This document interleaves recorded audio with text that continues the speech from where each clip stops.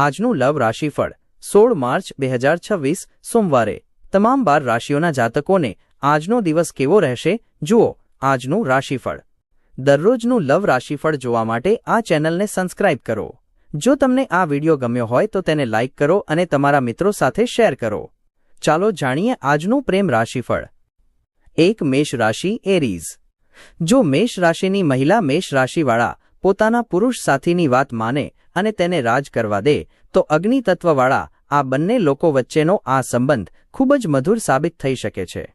જો કે તમે બંને એકબીજાની વિશેષતાઓ અને ખામીઓને સારી રીતે સમજો છો, તેથી આ સંબંધ શાંતિપૂર્વક ચાલતો રહે છે।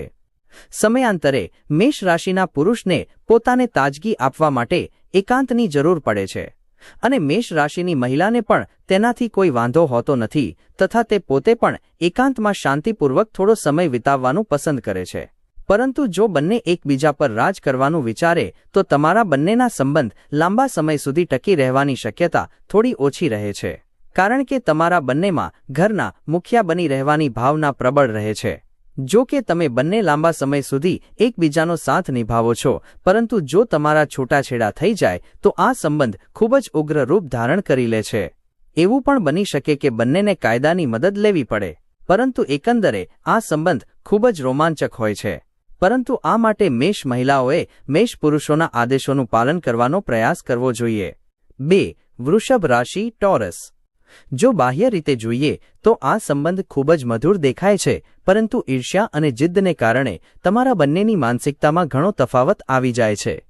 જ્યારે પણ ક્યારેય ગુસ્સો આવે ત્યારે કોઈ એકને તો શાંત થવું જ પડે છે, પરંતુ જો બંનેમાંથી કોઈ પણ ઝૂકવા તૈયાર ન હોય તો પછી મુશ્કેલી તો થશે જ। પરંતુ આ સંબંધમાં એક વાત જે ખૂબ સારી હોય છે તે એ છે કે જો તમારા બંને વચ્ચે પ્રેમ મજબૂત હોય તો બંને એકબીજાના મૂડને સમજવાનો પ્રયાસ કરે છે, જેના કારણે તમારો સંબંધ કાયમ માટે બની રહી શકે છે। પરંતુ જો બંને એકસાથે ગુસ્સે થઈ જાય તો પછી તમારા સંબંધમાં મુશ્કેલી આવવાથી કોઈ પણ રોકી શકતું નથી। પરંતુ એક વાત એ પણ છે કે આ એક ખૂબ જ સ્થિર સંબંધ હોય છે અને તેમાં એટલી સ્થિરતા હોય છે કે તેના કારણે આ સંબંધમાં ક્યારેક કંટાળો પણ આવવા લાગે છે। અને આ સ્થિરતા વૃષભ રાશિના પુરુષના સ્વભાવને કારણે જ હોય છે, જેના જીવનમાં ઉત્સાહ, રોમાંચ અથવા પરિવર્તન માટે કોઈ સ્થાન હોતું જ નથી, પછી ભલે તે સ્ત્રી હોય કે પુરુષ। 3 મિથુન રાશિ જેમિનાઈ। આ પ્રકારના બે મજબૂત અને ચંચળ વાયુચિહ્નો દર્શાવે છે કે જીવન ક્યારેય સપનાઓથી ભરેલું નથી હોતું કે ન તો નિરુત્સાહ હોય છે। આ સંબંધ ઉત્સાહ, ચેતના, ચંચળતા, ગપશપ, બૌદ્ધિક પ્રોત્સાહન, પરિવર્તનશીલતા અને પરસ્પર પસંદગીથી ભરપૂર છે। જ્યારે તમે બંને મિથુન મળી જાઓ છો ત્યારે તમે બે નથી રહેતા પરંતુ 4 થઈ જાઓ છો, ત્યારે તમારી સામે ટકી રહેવું લગભગ અશક્ય છે। તમે બંને હંમેશા એકબીજા તરફ આકર્ષિત રહો છો। જ્યારે તમને બંનેને અહેસાસ થઈ જાય છે કે તમે બંને એક સરખા છો તો તમે નવા કામોમાં તમારો સમય પસાર કરશો। તમે બંને લાઇબ્રેરીમાં જઈને ઘણી બધી ચોપડીઓ વાંચી નાખશો, તમે એક જ અઠવાડિયામાં 5 ફિલ્મો જોઈ નાખશો અથવા કોઈ પાર્ટીમાં તમારા બંને વચ્ચે હરીફાઈ થશે કે કોણ વધુ લોકોને મિત્ર બનાવે છે। તેવી જ રીતે તમે બંને જે ખર્ચ કરવામાં માહિર છો, તક મળતા જ ઘણી બધી ખરીદી કરી નાખશો। કારણ કે મિથુન સ્વભાવથી સ્વતંત્ર અને શોખીન પ્રકૃતિના હોય છે અને તેમને કોઈપણ પ્રકારનું બંધન પસંદ હોતું નથી, તેથી બંને મિથુન મળીને ખૂબ મસ્તી કરે છે। આ રીતે વાયુ તત્વવાળી આ બંને રાશિઓ એકબીજા સાથે હળીમળીને ખુશીથી જીવન વિતાવી શકે છે। 4 કર્ક રાશિ કેન્સર। તેમનું લગ્ન જીવન ખૂબ જ સુખદ તથા પ્રેમ અને લાગણીઓથી ભરેલું રહે છે। બંને એકબીજાના મૂડ, લાગણીઓ અને જરૂરિયાતોને સારી રીતે સમજે છે। એવો સમય પણ આવે છે જ્યારે બંને એકબીજા સાથે બિલકુલ સહમત નથી હોતા, પરંતુ પછી તેઓ જલ્દી એકબીજાને સમજી જાય છે અને એકબીજા પ્રત્યે સંપૂર્ણ સહાનુભૂતિ રાખે છે। બંને પ્રેમમાં એકબીજા સાથે એવી રીતે જોડાયેલા રહે છે જાણે ગુંદરથી કાગળ। એકવાર જો આ સંબંધ બની જાય તો પછી તેમાં ગમે તેટલી મુશ્કેલીઓ કેમ ન આવે તે ટકી જ રહે છે। બંને એકબીજાની વાત અને વિચારનું પૂરેપૂરું સન્માન કરે છે, તેથી તેમના લગ્ન જીવનમાં કોઈ મુશ્કેલી આવતી નથી। એક વાત જે તમારે બંને એકબીજાને મળ્યા પછી સમજવી જોઈએ તે એ છે કે કોણ ક્યાં જવા માંગે છે, નહીંતર બંને બેસીને એકબીજાની પહેલની રાહ જોતા રહી જશે। જો કે આ ફિલ્મમાં બંને એક્ટિંગ કરે છે, પરંતુ છતાં તેમને એક ડિરેક્ટરની જરૂર હોય છે। 5 સિંહ રાશિ લિયો। આ બે એવા લોકોનું મિલન હોય છે જેઓ રોમેન્ટિક હોય છે, પ્રેમ કરવા અને મેળવવા માગે છે તથા કહ્યા વિના જ એકબીજાની વાતને સમજવાની પૂરી ક્ષમતા રાખે છે. તેઓ એકબીજાને એટલે સારી રીતે સમજી શકે છે કારણ કે કદાચ તેઓ જાણે છે કે તેઓ બંને એકબીજા માટે જ બન્યા છે. તેથી આ એક ખૂબ જ સુંદર સંયોગ સાબિત થાય છે. જો કે આવું હંમેશા સાચું સાબિત થતું નથી. સિંહ રાશિવાળા સકારાત્મક હોય છે તથા હંમેશા આકર્ષણનું કેન્દ્ર બની રહેવા માંગે છે. તેઓ પોતાના ગ્રુપના મુખ્ય બની રહેવાનું પસંદ કરે છે. તેથી આ બંનેમાં ક્યારેક પરસ્પર હરીફાઈ એટલી વધી જાય છે કે તેનું પરિણામ અશાંતિજનક થઈ જાય છે. આ સંબંધની સફળતા એ વાત પર નિર્ભર કરે છે કે આ રાશિની મહિલા ઘર પર પૂરું ધ્યાન આપે તથા પુરુષ બાહ્ય ક્ષેત્ર વિશે અથવા વ્યવસાય વિશે વિચારે. આ એક એવો સંબંધ હોય છે જેમાં બે મજબૂત ઇરાદાવાળા લોકો એક જ છત નીચે રહે છે. એક જ દેશમાં બે રાજા. અને તમે બંને એ જાણો છો કે કોઈ પણ દેશ એટલો મોટો નથી હોતો કે બે રાજાઓને એકસાથે રાખી શકે. મુશ્કેલી એ છે કે તમે બંને એકબીજાને એટલો પ્રેમ કરો છો કે તમે મૂળભૂત વાતોને પણ નજરઅંદાજ કરવા તૈયાર રહો છો. 6. કન્યા રાશિ વર્ગો. આ બંને વચ્ચે સામંજસ્ય બેસાડવું ખૂબ જ મુશ્કેલ હોય છે. આ બંને સાથીઓ એકબીજાની ખામીઓને એટલી સારી રીતે જાણે છે કે તેમનામાં એકબીજાને માફ કરવાની અથવા એકબીજાની ભૂલોને ભૂલી જવાની કોઈ શક્યતા જ હોતી નથી. આ બંને એકબીજાને નીચા દેખાડવા માટે તૈયાર રહે છે અને તેમના દુશ્મનો આ વાતનો પૂરો લાભ ઉઠાવે છે. અને આ કામમાં બંને એકબીજાની આલોચના કરવામાં ચૂકતા નથી. આ બંનેમાંથી કોઈ પણ એકબીજાને સમજવા માટે તૈયાર હોતું નથી. તેથી આ સંબંધની સફળતા ખૂબ જ મુશ્કેલ બની જાય છે. 7. તુલા રાશિ લિબ્રા. ભલે આ બંને વચ્ચે જન્મથી જ મતભેદ કેમ ન હોય પરંતુ તેમની જોડી સ્વર્ગથી જ બનીને આવે છે. તુલા રાશિના આ બંને સાથીઓના શોખ અને વિશેષતાઓ એક સરખા જ હોય છે. તેથી આ બંને વચ્ચે પરસ્પર સમજણનું સ્તર ખૂબ જ ઊંચું રહે છે. બંને સંપૂર્ણપણે ઈમાનદાર હોય છે. બંને એકબીજાના વખાણ કરે છે અને જ્યારે ઘરની બહાર હોય છે ત્યારે એકબીજાની વાતને કહ્યા વિના જ સમજી જાય છે.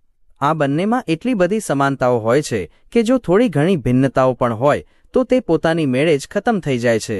તમારા વૈવાહિક સંબંધમાં માત્ર એક જ મુશ્કેલી હોય છે કે તમારી વચ્ચે વણઉકેલાયેલી વાતોની એક કડી બની જાય છે કારણ કે મતભેદ થવાની સ્થિતિમાં તમારામાંથી કોઈ પણ પહેલ કરવા તૈયાર હોતું નથી. પરસ્પર શાંતિ જાળવી રાખવાના દૃષ્ટિકોણથી તમે બંને વાતને છેડવાનું પસંદ કરતા નથી. પરંતુ જો લાગે કે આ કારણે તમારી વચ્ચેના સંબંધો બગડી રહ્યા છે તો તમારામાંથી કોઈ એકે તો પહેલ કરવી જ જોઈએ. 8. વૃશ્ચિક રાશિ સ્કોર્પિયો. જો ક્યારે આ સંબંધ બને છે તો ખૂબ જ ગૂંચવણોથી ભરેલો રહે છે. જો તમે બંને લોકો પોતાની આદતોને ઓળખી શકો તો જ તમે બંને એકબીજા પ્રત્યે ઊંડી સહાનુભૂતિ રાખી શકો છો. બંનેની જ અધિકાર જમાવવાની આદત, એકબીજાની ઈર્ષ્યા કરવાની આદત તથા પોતાને એકબીજાથી ચડિયાતા સાબિત કરવાની આદતો પર ખૂબ ધ્યાન આપવાની જરૂર છે. તમે બંને ખૂબ જ પ્રેમ કરનારા હોવ છો તથા પોતાના પ્રેમી પાસેથી તે બધું જ મેળવી લો છો જે તમે મેળવવા માંગો છો. પરંતુ બંનેમાંથી કોઈ પણ જેવી ઈર્ષ્યાને કારણે એકબીજાની દુખતી નસ પર હાથ મૂકે છે અથવા તો તેની કોમળ લાગણીઓને ઠેસ પહોંચાડે છે કે તરત જ તમારા સંબંધ પર કાળા વાદળો ઘેરાવા લાગે છે. તેનો અર્થ એ થયો કે આ સંબંધ જેટલો સારો હોઈ શકે છે તેટલો જ ખરાબ પણ હોઈ શકે છે અને પછી તે એ વાત પર નિર્ભર કરે છે કે તમે એકબીજાની ભાવનાઓને કઈ રીતે લો છો. જો તમારા બંનેના ઉદ્દેશ્યો સામાન્ય રહે તો તમારા જીવનમાં કોઈ મુશ્કેલી આવતી નથી. પરંતુ જેવી આગ સળગે છે તમારે તેના પર નજર રાખવી જોઈએ કારણ કે તે તરત જ વિકરાળ રૂપ ધારણ કરી લે છે. 9. ધનુ રાશિ સેકેન્ડારિયસ.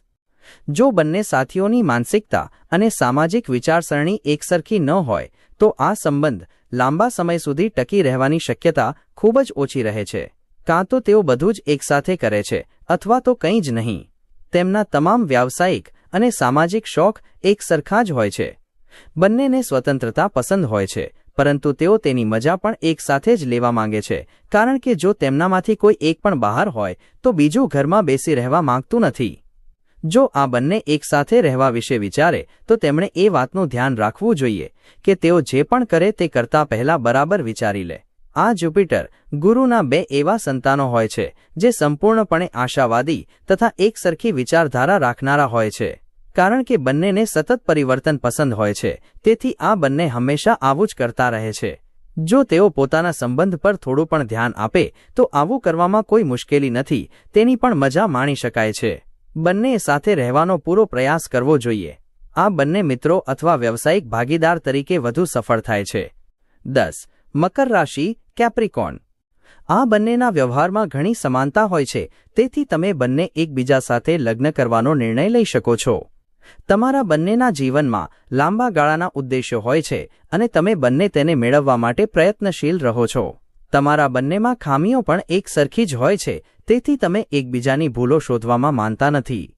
જ્યાં સુધી મહત્વપૂર્ણ વાતોનો સવાલ છે, તમે બંને તેને ઉકેલવા માટે તમારા તરફથી પૂરો પ્રયાસ કરો છો. આ સંબંધમાં સૌથી મોટી મુશ્કેલી એ હોય છે કે તમારી વચ્ચે રોમાંચનો અભાવ રહે છે. પોતાના મૂલ્યો, દૃષ્ટિકોણ અને કામ, અને ત્યાં સુધી કે જીવન પ્રત્યેનો તમારો નજરિયો ગંભીર અને નિરાશાવાદી જ રહે છે. તેથી લાંબા સમય સુધી તમારા જીવનમાં ઉદાસી જ છવાયેલી રહે છે.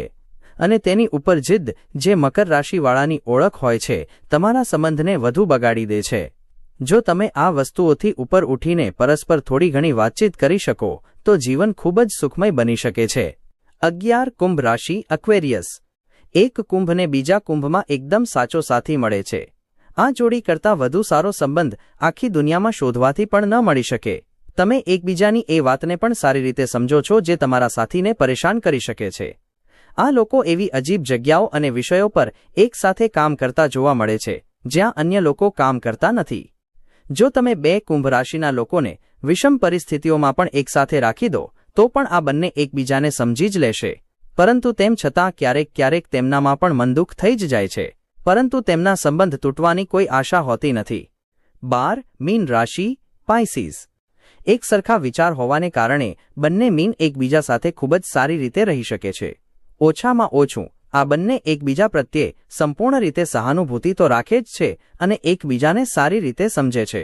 બંનેની રુચિઓ એકસરખી જ હોય છે તથા બંને ઘર પ્રત્યે ઘણો લગાવ રાખે છે. તમારા બંનેમાં માત્ર એક જ મુશ્કેલી હોય છે કે તમે બંને વાસ્તવિકતાથી બિલકુલ જ પર હોવ છો, પરંતુ તેમ છતાં તમે બંને એકબીજા સાથે જોડાયેલા રહો છો. તમે બંને એકબીજાની પૂરી જવાબદારી લો છો. એકંદરે આ એક સુંદર સંબંધ હોય છે. તમારા બંનેના સપના, વિચાર, લાગણીઓ અને વિચારો ઘણા અંશે એકસરખા જ હોય છે, પરંતુ આ વાતથી કોઈને કોઈ ખાસ ફરક પડતો નથી. પરંતુ બિલકુલ એકસરખા હોવું પણ ક્યારેક ગૂંચવણને જન્મ આપે છે. કદાચ તમારે તમારી ગૂંચવણને દૂર કરવા માટે કોઈ સલાહકારની મદદ લેવી જોઈએ.